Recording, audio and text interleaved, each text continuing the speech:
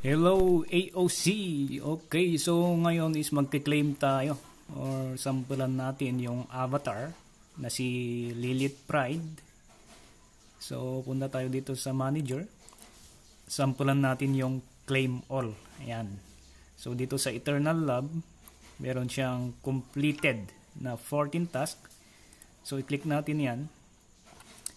Dahil nag-burn tayo ng avatar na si Lilith Pride, ay available itong claim all. Yan, ito, claim all. So instead na iisa-isahin natin yan i-claim yung mga 14 na orders, isang click lang yan, isang gas fee lang. So makakatipid ka. So pag clinic kong claim all na yan, i-claim niya lahat yan. Ayan, isang gas fee lang. Tapos check lang natin kung ano yung mga 14 na yan. So makakatipid ka sa oras saka sa gas fee. So yung avatar mo na yun na na-burn mo is mawawala dun sa inventory mo kasi na-burn mo yun eh. So yun yung isang silbi ng mga avatars. Ganun din sa mga ibang corporation. Sa mga corporation ni Y-Space, mga ganon, GWS, ganun din. So itong avatar na to sa Eternal Lab is si Lilith Pride. So isang ayan, i-confirm natin. So i-check natin kung ano yung mga 14 na yon. So isang pindot lang.